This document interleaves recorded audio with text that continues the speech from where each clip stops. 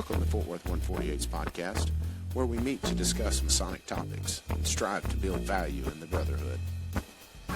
The opinions and statements of the participants do not represent any positions or stance of any Grand Lodge or Lodge and are solely the viewpoints of the participants. Welcome back, brethren, to the Fort Worth 148 Masonic Podcast. My name is Evie Kirkendall. I'm a past master and the current chaplain of Fort Worth 148. I am Brandy Patton, the current Worshipful Master of 148. And I am Cody Cox, current Senior Warden of Fort Worth Lodge, number 148. Well, welcome back, brethren. We are happy to be here with you. We're glad that you're with us here either on a podcast or on YouTube, whichever one you are partaking from. Please like and subscribe if you are getting any value out of this. It helps us algorithmically, so please feel free to do so. Oh, do we get to use that line? Hit the bell if Hit you want. the bell if you for want to be notified. Yeah, if you want notifications of when new episodes drop. Yes, do that. We're famous. We're almost famous YouTubers now. So keep liking and subscribing. Recommend us to your friends. All those fun things. We're up to 54 subscribers. We have 55 if you count the that means we can host a live Supreme stream. Leaders. Well, he counts as like 500. I was about to say, shame on you. You know he counts for so many more. He so counts. many more. So much more. So much more. This is our first time without our actual video producer, so we're trying this. Yeah, we're doing it. We'll see how it works out. Yeah, so we've got some great topics for us. We're going to have our regular bullpen roundup. We're going to talk about some Masonic topics that have been popping up around the Masonic world, either online or in the news. And then we're going to pivot to another topic, especially since this episode is going to drop after the grand communication. We're going to talk about some things that have to do with our expectations of what we're hoping happens in our Masonic future. So stay tuned for that. But first and foremost, Brother Cody, what do you have us for our initial bullpen conversation? Well, one of the things that I had been looking into and we talked about was the idea of what's going on with Freemasonry and the Metropolitan Police Department. And so I looked at that before we met tonight, and I know that, so I'm looking at the Guardian. So those of you that are across the pond probably are well familiar with the Guardian. Okay. The force says the move was aimed at boosting transparency, but the organization says it's unlawful and discriminatory. So long story short, the Metropolitan Police Department did go ahead and go through, and it says the decision follows the Met's announcement that Freemasonry will join its list of declarable associations requiring both serving and prospective staff to disclose membership. The force said the move was aimed at boosting transparency and addressing concerns about hierarchical organizations that require members to support and protect each other. And then, of course, there's a statement from the United Grand Lodge of England down below. We do not take this decision because they're going to be appealing this decision lightly, but feel that we're left with no other options in order to defend the rights of those in our membership, both male and female, present and past, that serve the people of London loyally in any capacity under the banner of the Metropolitan Police. So, since we talked last time, the Metropolitan Police did go ahead and go through, and you now have to declare your membership. We've talked about this in the past, and I have to say, I'm kind of a mixed bag here of feelings about it. On the one hand, I know from personal experience that there are organizations that here in the United States that we have to declare our membership in if we are going to be a part of that, if we're going to apply for certain jobs, if we are going to take certain roles. We have to declare those things. Also, it is just ethical to disclose one's membership if you are dealing with matters in business that involve possible conflicts of interest. I know that we're all well aware of how judges and juries and different groups have to make sure that they minimize the possibility of conflicts of interest where a bias might exist. And let's be honest, if I were a Freemason, if I'm on a jury or I'm doing something in an official capacity for another Freemason that involves finances or something, I would definitely want to disclose that.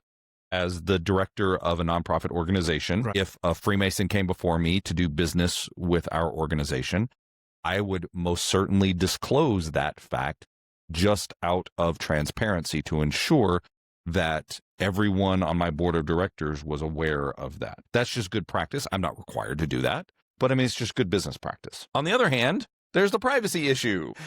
I don't think that we can get around that if you're a part of an organization and you don't want that information made public for whatever reason, you don't need a reason. You don't need a reason. You shouldn't have to have a reason to want privacy. Well, I think one of the things that was mentioned in here in the article was also about the idea that it was, people that are in the Metropolitan Police Department, both like now and that have been serving in the Metropolitan Police Department. I think the idea of making it retroactive because of something that someone may or may not have done, I think that's kind of a weird thing right there. Again, you're having to having to take on the sins of your forefathers type thing. Trying to solve the Jack the Ripper case now, finally. Right.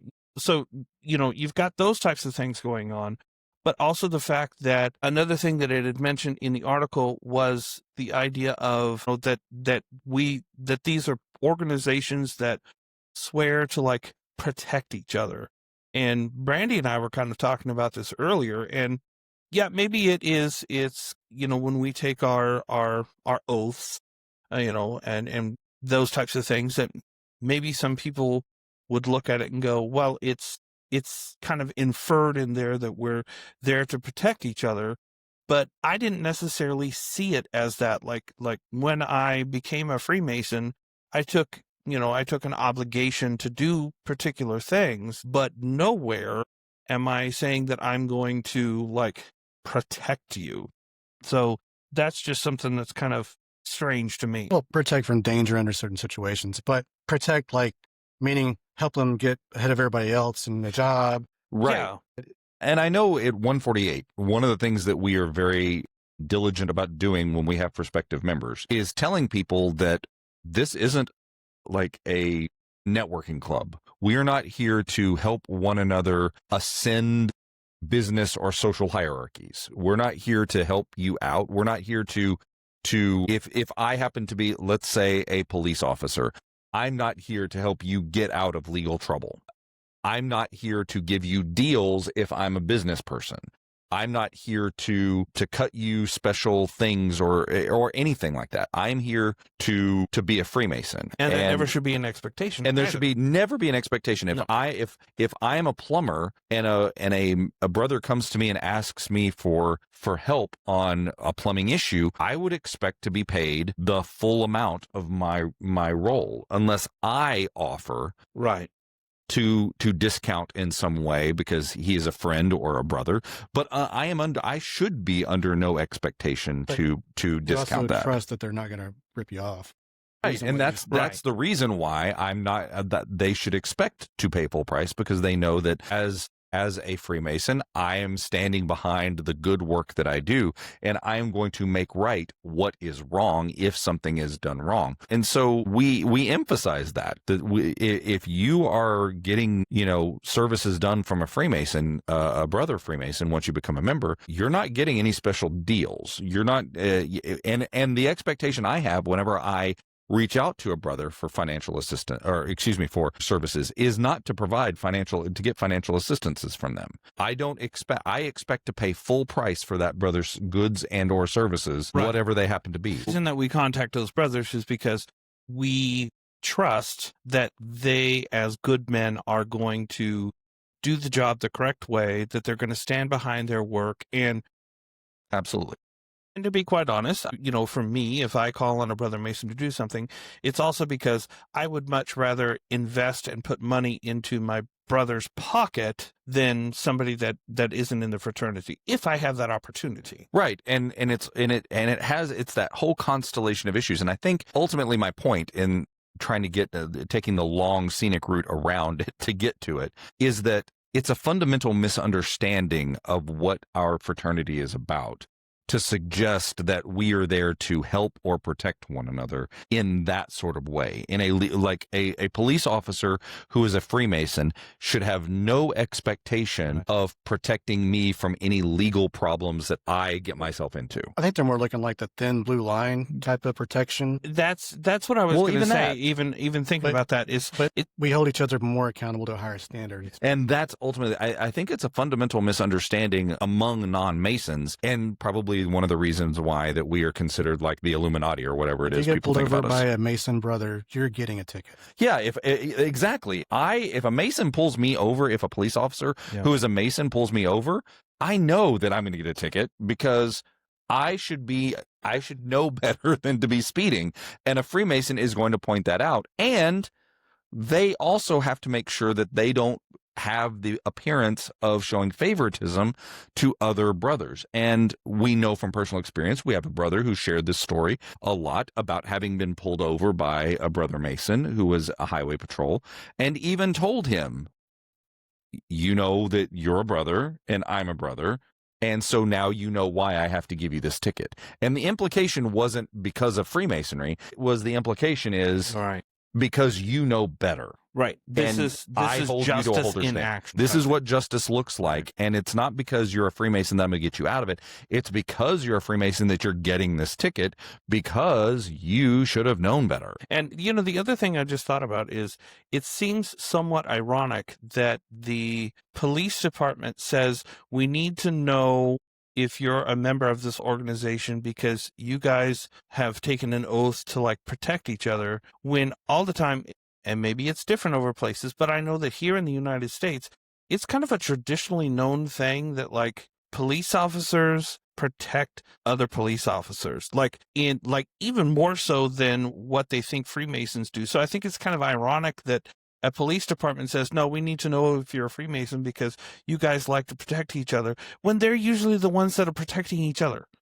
Again, the thin blue line and all that kind of stuff. So the irony is not lost. Yeah, it seems really odd to me that they are taking this stand specifically. And again, England, they have a completely different set of laws than we do. They do not get the constitutional protections that we do for freedom of association.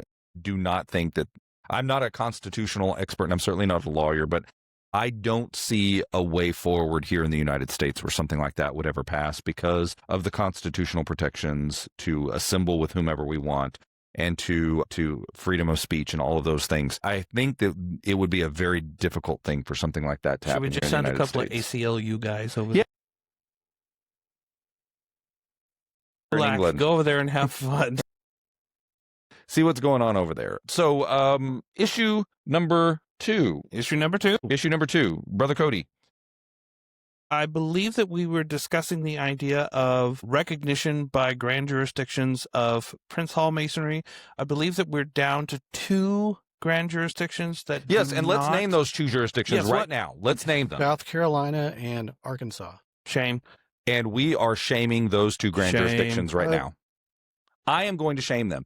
They have had how many years now to recognize those Prince Hall? And we all know, let's be honest, we all know why. I will say, I think with Arkansas, I don't know about South Carolina, but I do know that with Arkansas, I have heard some very good things about the incoming Grand Master of Arkansas, and there may be a potential for that schism to be mended. We'll see. It's about time. Yeah. Their schism was really with the shrine. With the shrine, yeah. And the shrine letting non-Masons be members and the disagreement between that, which the shrines talked about it. But I mean, we kind of vet candidates for the shrine, but it was a weird deal whenever I can't look it up on my laptop, but the Prince Hall version of the shrine couldn't operate because they. Well, but let's dial it back a little bit here because there's a chance in Arkansas is the point. Oh, and I understand that particular situation. How many decades before that situation came up did Prince Hall recognize? And I'm holding Texas to account for this too because we were really slow-footed to do this. And actually, just to be technical, Mississippi hasn't voted yet. So imagine that. Well, but it's on the resolutions. They're probably gonna do it. And it's fine that they're going to do it, and it's fine that we did it eventually, and that so many other states are finally getting on board recognizing our Prince Hall brothers after so many years of them being blackballed and from white lodges and from the Klan being having been so entrenched in Freemasonry, in the white expression of Freemasonry. It's crazy how some of the Prince Hall lodges in states actually organized to work against the Klan to protect. Yes, well, they kind of had to in South Carolina. Yeah, they kind of had to, and these states that are that are not recognizing. Texas is definitely not innocent with the Klan. No, of course. Oh, God, I am not. I am not suggesting for a minute that Texas is very delayed. Thank goodness the Grand Master was from Dallas of the Klan, not from Fort Worth. Well, another reason. Again, there's a reason there's 35 miles that separate Dallas and Right, they're the other side of the Trinity. Mhm. No, we love the brothers over on the other side of the Trinity. They are delightful human beings. But we all know what it's about. We all know what this is about. And it keeps getting, keeps getting kicked down the road further and further, and it's giving us all a big black eye. Let's just be honest. The fact that there are still states in 2025 that don't have recognition with our Prince Hall brothers is an abomination, and it gives us all a big black eye because of it. And we've talked about this over and over and over again. I think it's great that the grand jurisdictions that are not currently in recognition, there are a couple that, or at least one, like you were mentioning, Arkansas, that there's rumblings that there might be recognition on the horizon, and that there is recognition on the horizon in Mississippi, which thanks be to God for that. But the fact that there is still a state out there that, and let's be honest, South Carolina has kind of been a dumpster fire in Masonry. They've been on Masonic TMZ a number of times for all sorts of crazy things going on. Their jurisdiction is kind of, it seems like from the outside looking in, a little messy right now. And That for us to say that, yeah, we definitely have our own messes. And again, with them, it was appendant bodies causing the strife. But again, it hasn't always been the Scottish Rite. This is a recent problem, and to pin the problems on Prince Hall recognition to a recent problem is to ignore the hundreds of years of giant racism that was the problem. So just to make it a better story, our former President Joe Biden is a legitimate Freemason. Lodge, most worshipful Prince Hall Grand Lodge of South Carolina is who initiated the. And if I remember correctly, he was made a Master Mason on site. Right. Yeah. So he is recognized by us, by de facto. We're United Grand Lodge of England, Texas. He is a Freemason, but he cannot attend a regular blue lodge because we would consider him irregular. Right. Because they don't recognize Prince Hall. Yeah, we would consider him irregular in the state of Texas. No, I'm sorry, I misspoke. Yes, in South Carolina. And I don't know how other jurisdictions feel about this. I know we were talking about this before we recorded, that there are jurisdictions that don't make a distinction between irregular and clandestine lodges, that there can be irregular lodges that are not clandestine, and that there can be clandestine lodges that are both irregular and clandestine. So if you're wanting to know about that, you need to pay attention, because we're going to have a podcast about that sometime. But just to clarify, Prince Hall does not mean irregular or clandestine. They're recognized in almost every state. Yes, and we have our recognition with our most worshipful Prince Hall Grand Lodge here in Fort Worth. In fact, the oldest continually living charter is from 1784, and it's Prince. I forget the number, but it's Lodge 459. It's in Pennsylvania, isn't it? We would have to look that up. Yeah, but they have the original lodge, and they outdate every other lodge in the U.S. because we don't have original charters. They do. Yeah. So, but the black eye is still there, and Freemasonry, we should know better. We should know better. And it seems to me, this is my approach. I think you've all heard me say this. I think I've even said it here on the podcast. I am of the opinion that the surest form of disinfectant when it comes to racism is shame. And shame on all these people, all of these Grand Lodges.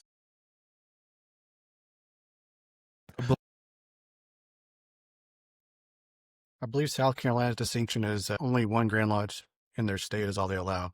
That's why they. Well, again, okay, well, that's a reason. And the cynical side of me can look at the way that law was probably passed specifically to keep recognition from Prince Hall from ever happening. The cynical side of me would put money on it. That's why that particular piece of law is in their law. But also, just to throw shade on everybody else, we don't technically recognize every other state's Prince Hall either. Yeah, and that's totally, they have to apply to us, and we have to.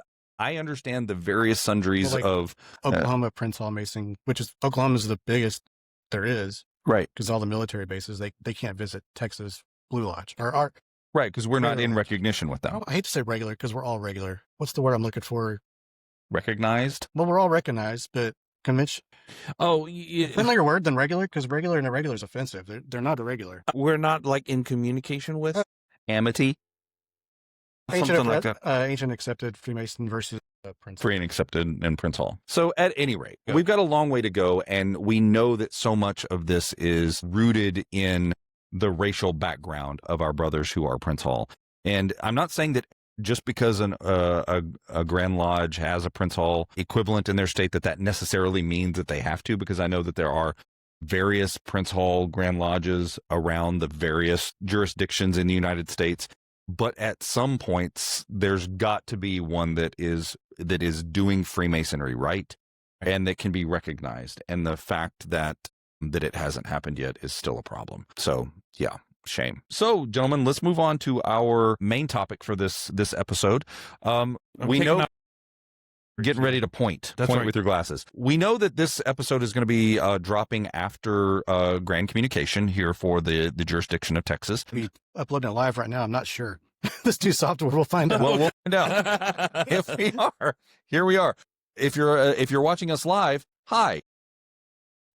Message me, Supreme Leader. I want to know right now. So whether you're seeing this now or sometime in the future when it actually drops, pretty sure it'll be January 19th. Okay. So, but even still, hopefully, if my plans go, let's imagine ourselves on January 19th, and we have just attended Grand Lodge, and we have elected some new slate of elected officials for the Grand jurisdiction. What do we want and imagine and hope for this new slate of leaders? Let's kind of start with that as the idea. So when it comes to our Grandmaster, our new Grandmaster, whether tradition has prevailed and we get our Deputy Grandmaster being moved into the Grand East, or whether there is a floor nominee that gets installed. Regardless of who it is, what do we expect from them? What do we want from them? What are our big hopes and dreams? And also, what do we not want? So let's start there. Let's start with the wants.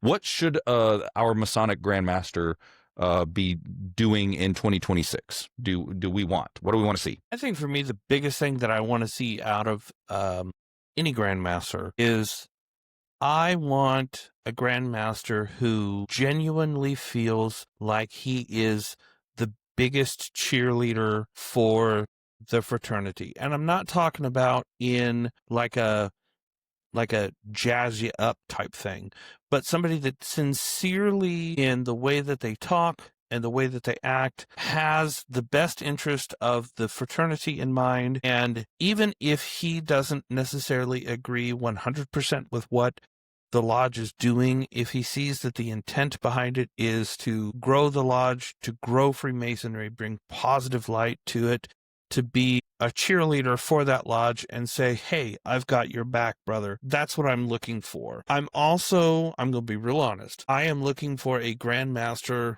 who does not relish in celebrity. Does that make sense? Absolutely. I think that's a really great point that we're probably going to circle back to at some point in this conversation. But what about you, Brandy? What are you looking for from the Grandmaster, whomever that might be? One that does as little as they can get away with. One, zero. I don't want to remember the Grandmaster. They do a perfect year. We have money in the bank. The fraternity grows. There's no controversy. That's what I want. I think that's a tall order, especially in our modern iteration of. Yeah, and kind of jumping on Cody, they don't want to be a celebrity. I don't want a famous past Grandmaster. I mean, we've had a few that are pretty cool, but yeah, just you got all the way there, do your job, go home, everybody's happy. Yeah, kind of a lead from an empowerment standpoint. Let other people take the lead.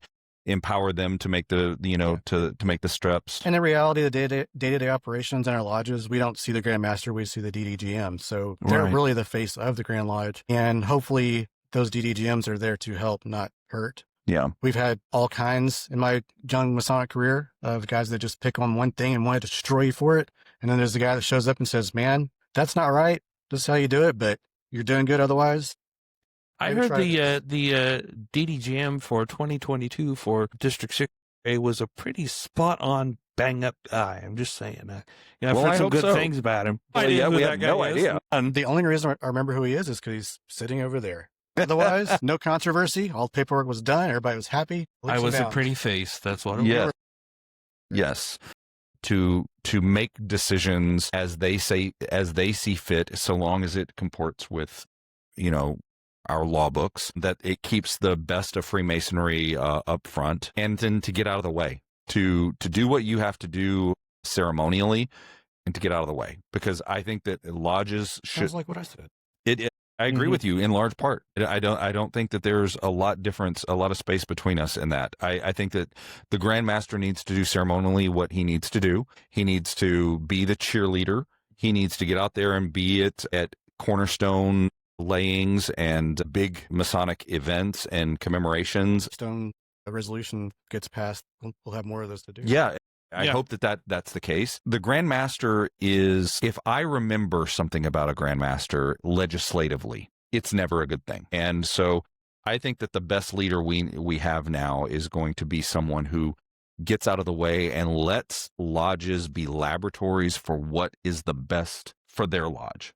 What is working in Fort Worth 148 is not necessarily going to work in Lodge XYZ in the Panhandle, or in far West Texas, or in Central Texas, or in South Texas, or in Southeast Texas. And have the ability to recognize that. Right. To say, like, yeah, okay, that's great if that works in Houston.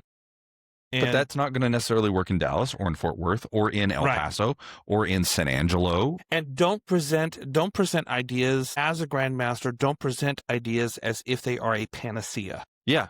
I love that. Just because you have a good idea doesn't mean it's a good idea for everybody. No. So yeah, this whole idea of, if I remember you as for something legislatively, it's almost certainly going to be a bad thing. It's almost certainly in today's Masonic environment, I think it's going to be a bad thing. And I think something that I would mention to anybody that's listening to us that's in the grand jurisdiction of Texas, because we even discussed this beforehand. We know that at Fort Worth 148 at Lodge Summit, we have delineated the duties of the officers of the lodge.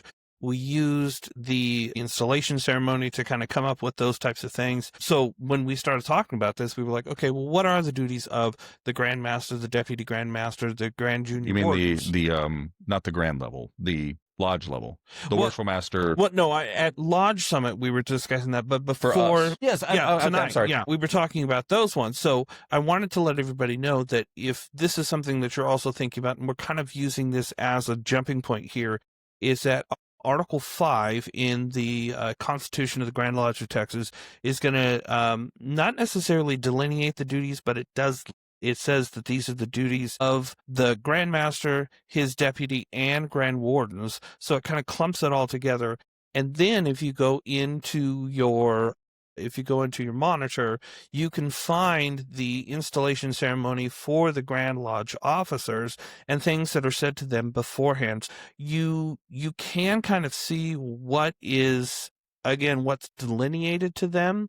But honestly, in my opinion, the things that we've done at 148 is really what we as members of the Grand West should start kind of clamoring for our Grand officers, because it seemed like a lot of this stuff was not very specific. It's that idea of, here, I'm going to imbue you with power, and here's kind of where I'm going with it, allows people that may not necessarily have the best interests in mind for the fraternity, or who have celebrity in mind, to kind of mold the job into what they think it should be.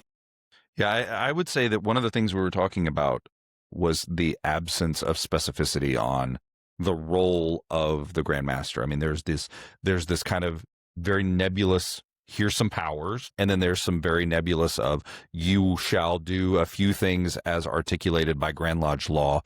Certain reports have to be done, certain, these things have to be done.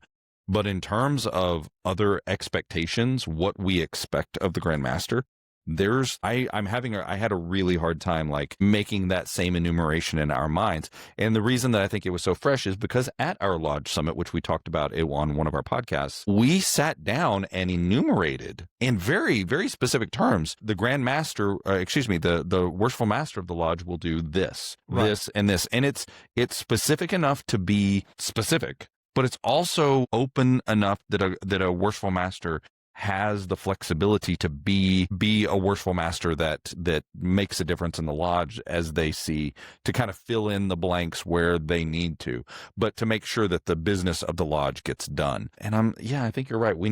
we should be clamoring as a Grand West for something a little bit more specific. Well, and and here's the thing, Brandy, maybe you agree, maybe you disagree with this one, but at the Lodge Summit, you're currently sitting as our worshipful master. And so one of the things that we did at the Lodge Summit is we talked about, as we kind of went back and looked at the worshipful master and stuff like that, and just double check to make sure. But I feel like at 148 that there is a really good system, it seems like, of checks and balances.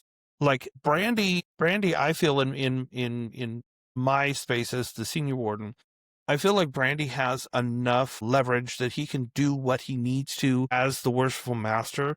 But I also believe that we have put things into place where I feel free to go to him as his senior warden, as his second in command, so to speak, and say, hey, worshipful master, I don't necessarily think that we should do this. And I haven't had to do that, but I'm using this as an example that I feel empowered to do that. And I'm going to be honest, I don't know if at the Grand Lodge level, if the Deputy Grand Master has that, if he feels like he has that ability to go to the Grand Master and be like, hey, I don't think this is a good idea. Go as a committee meeting. During that meeting, that would be... You mean like the Grand Trustee? The trustee meeting, yes. Yeah. I also think that the way that the constituent lodges work in general is going to facilitate what you're talking about in a much more robust way than at the grand level. Because what we get is this, first of all, we have this expectation. I think at the grand level, this is almost certainly an expectation, which is, I think, why a couple of years ago, the way that elections went was such a big dramatic moment. Because there's this expectation at the Grand Lodge that people will progress. The line progresses no matter what. In the Grand Line, for someone not to progress in the Grand Line, it's kind of history has shown that the Grand Line progresses. There's got to be a schism right in the middle of every. Happened. And it did. The lightning struck our Grand Lodge not long ago. But that is, I think, the thing at the lodge level that happens more frequently, because in 148, we've had it happen. We had a schism or somebody step out of line in our lodge, and then things just got thrown and people didn't progress. And then it was a lot, and we rolled with the punches, but at the grand level, it doesn't happen like that. I think with what you're talking about there too, Evie, is that we need to, when something like that happens, we as members of the Grand West, we need to strike while the iron's hot. Yes. So if it's hot on our minds, we need to go ahead and start putting things into place. Yeah. And this is why I've said it before. I'll say it again. I'll probably say it again at a future podcast. We need more robust ways to hold our grand officers accountable and remove grand officers in a very specific. There needs to be an enumerated to remove a grand master or any grand. Will be the holdover. That holdover resolution is very weak in terms of giving an enumerated. It allows the trustees to decide, but it doesn't allow the Grand West to say, step one, if the Grand West wants to vote somebody out, this is what you have to do. Step two is this, step three is this, step four is this. Yeah. I want enumerated, very unambiguous, completely transparent, clear language. This is how you remove a grand officer. So make it almost like Parliament, where two parties decide who's in charge. Well, but I'm not sure that I like that. I'm not mad at the system that we have. I'm mad that the system we have doesn't have a clear way of getting a grand officer out of the line. With the 50 lodge quorum. But that still that calls for special communication, not, again, how to remove a grand officer. There is some very wishy-washy language in the Grand Lodge law about it that is super ambiguous and super up for interpretation. And I hate that. It needs to be very specific, especially in terms of the drama that we've had in the Grand Lodge of Texas. We need the ability to remove a grand officer whenever we need to, and it needs to be specific. Well, to the Grand Secretary. I would be totally up for, if a certain number of lodges constituent lodges, a percentage, I would say maybe, let's say 50% plus one. Maybe if you want a 2/3, I could be convinced of that. But anyway, some number of constituent lodges have an internal vote of no confidence that is recorded in the minutes that triggers a grand communication, that then we go and we move the vote of no confidence to a 2/3 majority vote of the members present at this grand communication. We're going to call it the Evie Kirkendall Trigger Clause. Communication 2027, the Evie Kirkendall Trigger Clause. Oh, I should write a resolution for that. Wait, Brandy, are your eyes Watching for trigger clauses? We know how you love those. But it wouldn't even have to be that. As long as there was a specific way, I am open for that. But at any rate, we're running a little bit of a field here. We bring up trigger clauses. I'm going to bring up endowments. Well, we know how I hate endowments. What if a Grand Master got rid of endowments? That was their one. I would love them. I would love them. No, I take that back. Openly hug this person. No, I think that there is a role for endowments. I think that endowments for living members is the worst idea ever, and I've said so. In fact, I said so on Texas Freemasons a couple of hours ago. That's right. Hot takes with Evie. It's not a hot take at this point. Everybody knows that I think endowments for living members is stupid.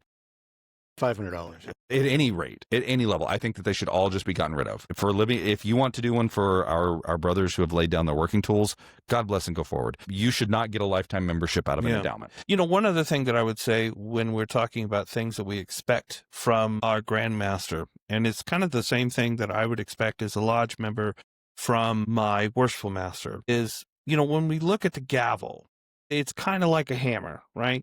Okay. You can use a hammer to build things, but you can also use a hammer to destroy things. So I think, write that down, really believe that our Grand Master needs to view that gavel that he has in his hands in the idea that he is there to help build and not destroy.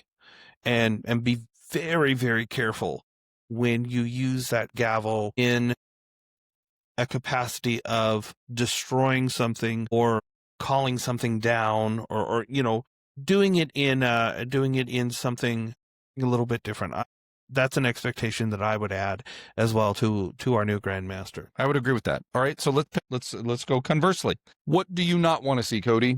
What would you warn against to any incoming Grand Master if they were to ask for your opinion on what they should not do? I would not want to see a Grand Master who comes in. I'm trying to think of how to say this, because it could be applied at the lodge level, and it's not quite the same. I'm looking to the Grand Master not to have his own agenda without consultation with a whole bunch of other people.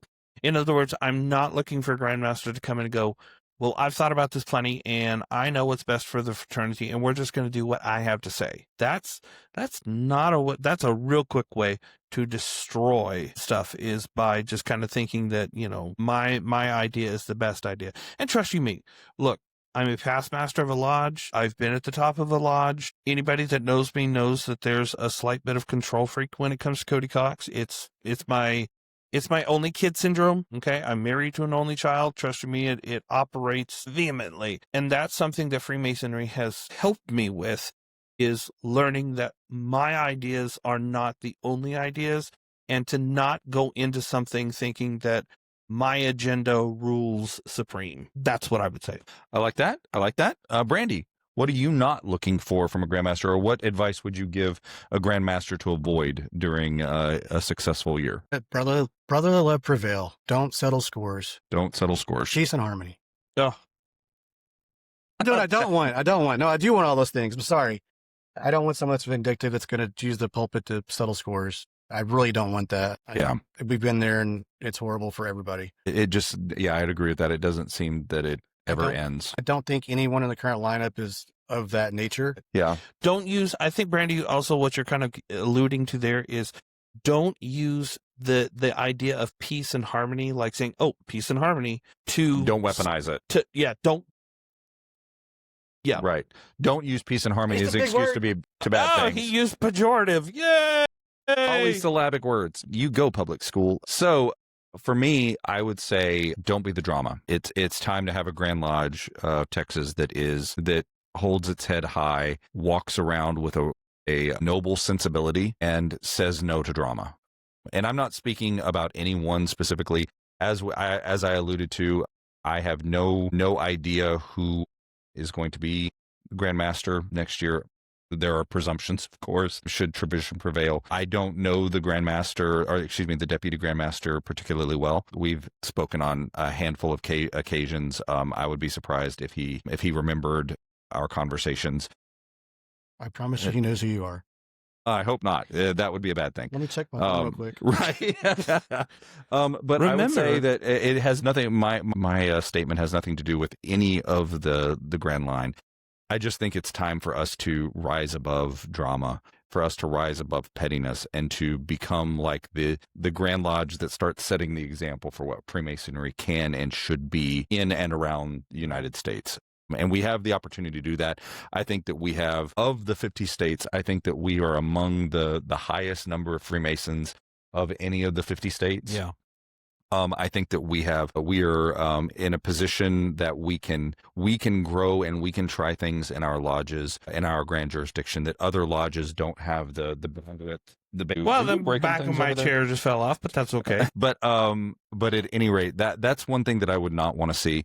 I'm definitely tired of that. It makes for, I will say, a memorable Grand Lodge whenever there is drama. But the things that I want to remember for the right reasons. I want things to be memorable for the right reasons and not the wrong reasons. And I would also say, just as if I were to say not to do something, this is something that I think anybody in leadership should employ. Don't listen to the people that have gotten you where you are. And by that, I mean that everybody who goes through the political process, the political sausage making machine that is Grand Lodge politics, they have surrounded themselves with a certain number of people, a certain group of people, their supporters. And I would say that don't just listen to them. They are the people who got you there, certainly. They are the people who've empowered you, but that bubble is a problem. Have the courage to be your own person. Yes, have the courage to tell your bubble that you're not my echo chamber. Well, I look at it this way. Or at least think that in your mind. You don't necessarily have to say that out loud, but okay, let's just kind of hear. So, like for instance, should tradition prevail at Fort Worth 148, I will be the incoming worshipful master this next Masonic year. I'm gonna 5 months. I'm gonna. Gee, not are that you you're counting? You know, even though this is going to be like my second go around, I'm still going to heavily rely on you and Sean and Brandy and, all of the past masters of Fort Worth 148, because Fort Worth is a different animal than Tarrant Lodge was. So that's going to be important for me to kind of like pay attention to that one. But at the same time, I need to kind of trust my own gut and be like, I can listen to the people that held this job before me and go, you know what, that's a good idea. Or to be able to go, yeah, that might have worked when you were a master of the lodge, but things have changed a little bit, and I can take what you have to say, but I need to stand on my own 2 legs. And you have to, when you do that, you also have to understand that when you make a decision as a worshipful master or as a grand master, those decisions are yours and yours alone, and the consequences or the benefits are yours and yours alone as well. You have to be willing to take that risk. Yeah, I think especially, again, outsider looking in, I don't have my finger on the pulse of Grand Lodge politics. I don't involve myself in Grand Lodge politics at all. As you both know, I'm kind of, it's not a world that I would feel comfortable in, for myriad reasons. But it seems to me, as an outsider looking in, that there are factions within the Grand Lodge in the little various, and there's a couple, maybe 2 or 3 bubbles where it seems like a lot of politics happens. And that somebody finds themselves within. You're either in this bubble, or that bubble. And the thing that I would love to see or not see is I would love to not see the bubbles prevail, where there are these Masonic kingmakers out there that rule in the bubbles, and those are the only opinions that get circulated. Yeah. That's a problem. And from the outside looking in, I would love to see leaders eschew that. There's that only system. need for one bubble. Yeah, there There's should only only be one. Yeah, there should really only be one bubble, and right now we all know that there's multiples, and that bubble of that echo chamber of voices, I would love to see. I would love to see like a greater involvement that doesn't have that, where there's voices that the leaders are listening to that are beyond those bubbles. And that we don't see these radical shifts in which bubble each new grandmaster is affiliated with, because it seems like over the last, like, let's say 5 or 10 years, that there have been these radical shifts. Like one bubble takes power, and then the next bubble is like completely antithetical to everything the previous administration said, and it's mirroring a little too much about what's going on in our national politics. It almost seems like when you have a change in regime, like the first thing that they automatically think of is undoing everything from the previous, and then it takes over. Feels like it's the national discourse of our politics is making its way into our Masonic discourse, and I would love to see that reversed. I am very optimistic by our current lineup. I hope so. I am cautiously optimistic. I will say that there is that the tenor of people that we have lined up, the people who have made themselves available, the people who are in the line right now and are going to be on the slate for election in the coming year, it seems like that there's this sense of like washing our hands of past drama, of past differences, and moving forward. I hope that that continues. Yeah. I would like to celebrate the outgoing Grandmaster for everything that he's been able to do and keep the ship going in the direction that it needs to go. I mean, we all have differences with what every Grandmaster's. We could all, side. Monday morning quarterback. Even though I have that chair, this is what I would do. And that's an arrogant thing to say because I'm not in that chair. So I would just say that there are things that I would obviously disagree with about maybe what any Grandmaster has done, but largely we're all on the same team. Yeah. And I would love to see us move forward with that. So, yeah. What I would say is kind of going on, if we're talking about the Grandmaster, my expectation for the Deputy Grandmaster is, we get to see a lot of the Grandmaster at the Grandmasters conferences and stuff like that. And this may just be me. This may be Cody's hot take. But you know what? I don't necessarily need to see the Deputy Grandmaster that much this year. I feel like this year for him should be not necessarily like he's sequestered somewhere, but like his focus this year is to really make sure that he has a fully fledged, knows where he's going type plan, and that if anybody were to approach him at a meeting or something like that and say, hey, looking forward to if tradition should prevail and you are the purple of our fraternity lands on your shoulders, what is your plan? He should be able just to rapid fire tell me.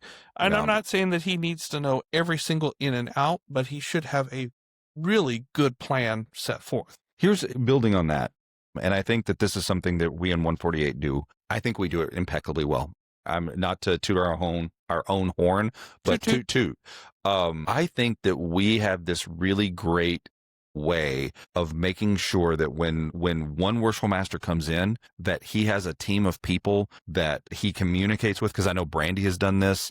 I know Sean did this before him. I know I did it before me. I know Jeremy did it before me. And that was kind of whenever I became a little bit aware of lodge leadership in that capacity. I'm sure that it was before Jeremy too. I'm sure Gabe and Billy and Grant and everyone else who goes way back. We have this great way of one worshipful master communicating what his plan is to his junior warden and senior warden, and then allowing them to build on this big vision. Like we create a big vision and then we communicate that big vision, and then that allows the incoming worshipful master to plan what they want to do specifically with the big vision still in mind. And we transmit that big vision. It's like a baton that we hand off, that there is a big vision that we hand off every single year. And I say that all to get to this point. I would love to see that at Grand Lodge. I would love to see the Grand Master have a big vision, and then that big vision be handed off to the deputy, and the deputy vision take that big vision, embrace it, and then build on it, doing whatever he wants to do individually. There's a little bit of his flavor. Right. And he puts his seasoning in the soup, but the big vision is the big vision. We're not going from like fajitas to spaghetti. Right. We're not going from vegan, vegetarian to steaks. Yeah. And it feels like that pendulum swing is what's been going on. And that's what we've experienced in the last few years is when we have a change, it's almost like we come back from Grand Lodge suffering a little bit of whiplash. Yeah. So back to not memorable. Yeah, but I think it's memorable in that it's different than what we're getting right now. Right now, we're getting the whiplash, like it's the bubble thing. It's the faction that each faction gets power, and suddenly there's a whiplash to these ideas or that idea or this idea.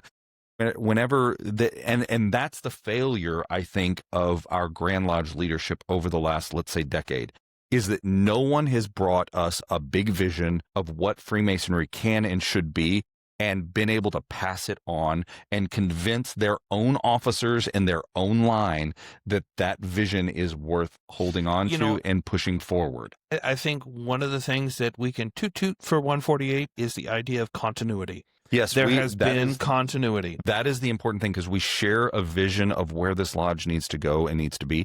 And there are some voices out there. I think one of our Masonic luminaries in our little area, I'll celebrate Billy Moore. He is the guy that every once in a while, when we start getting a little off course about what the big vision is, he has this way of very quietly, very methodically, but very powerfully in his quiet little voice of saying, this is what we need to be about. Yeah. And it reminds us all of why we do Masonry. Then that cleans up everything. And then we are suddenly back on the big vision.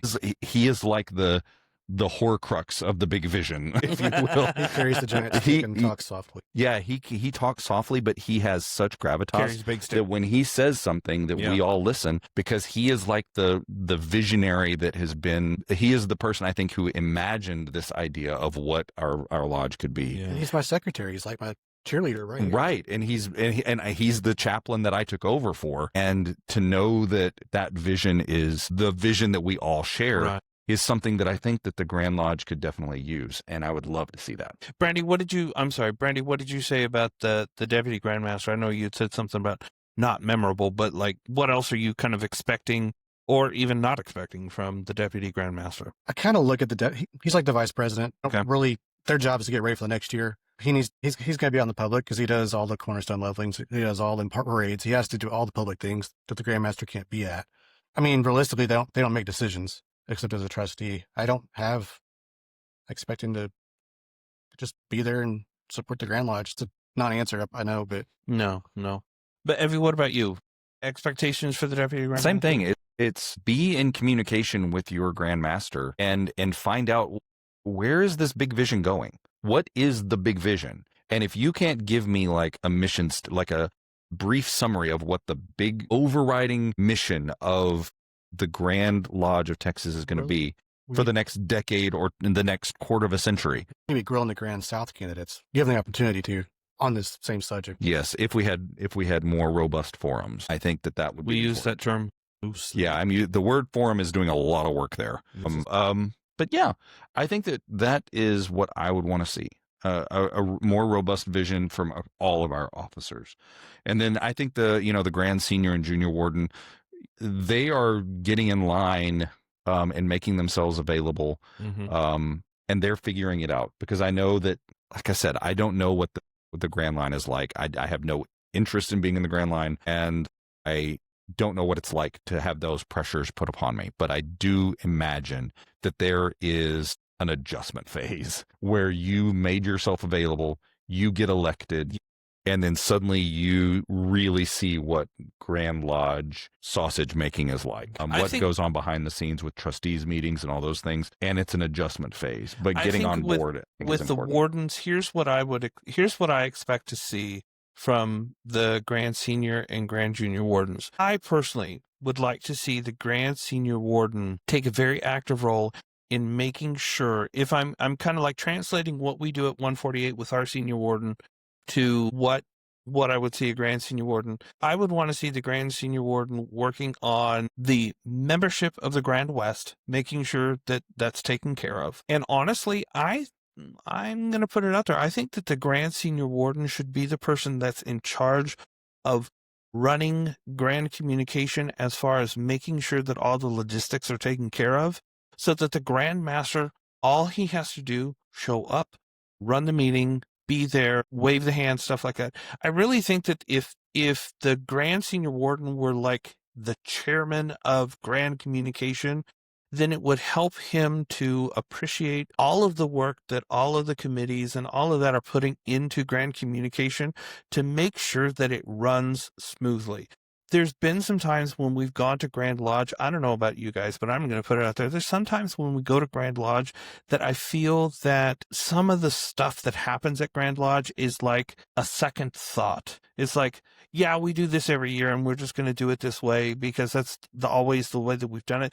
But sometimes it doesn't feel like it is cognizant of me as an individual and my time. Do not waste my time while I'm at grand communication. I took time off of work. I have spent money and those types of things. So I would expect to see a grand senior warden that is the person that is consistently making sure that the machine is oiled and it's running smoothly. Speaking of time, did you see we're doing a block party Wednesday night now? So we have something Wednesday night. We have things Thursday. I love the idea, but we don't have the Airbnb for Wednesday. Oh, the block party that's in front of. Yeah, and I'm just gonna be honest. I think that I don't think that's a good idea. I think that the Grand Lodge does not need to be any longer. We do not need a week-long Grand Lodge. I'm gonna be. I love Grand Lodge. I think it's a great event. It does not need to be longer than Thursday, Friday, and Saturday. And if they start stretching it out to Wednesday, no, sir, absolutely no. Just installation and go home. Yeah, and if stop stretching it. If you can't get it into those 3 days, then it doesn't need to be done. And if you want to do a block party on Thursday, Friday, or Saturday, and leave it alone. Yeah.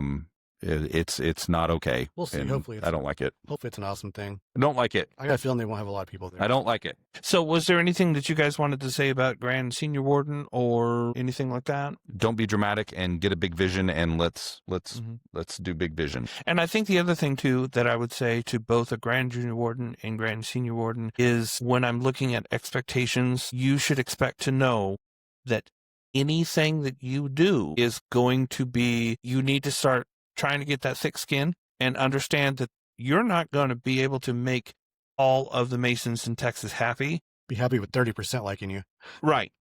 Percent, sorry. Be happy with that, but also know that we're watching and we've done it. And I'm still concerned that maybe the Brotherhood isn't to the place yet where we have the testicular fortitude to do it again if necessary. I look forward to that day that we do.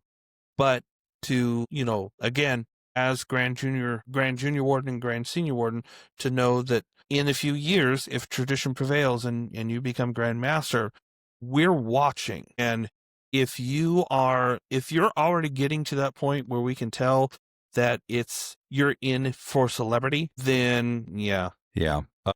Yeah, I agree, and I'm not. I don't know how y'all feel about this, and maybe this is a topic for another day, because I know that we're coming up on the end of this episode. But it feels like that there's something boiling just beneath the surface of the Grand West that we're still not done with, and there's a resentment or a temperature, like something is bubbling just beneath the surface. It feels like rumors destroying. Yeah, there's already rumors being spread, and there's something going on that's bubbling just beneath the surface. I'm not sure what it is.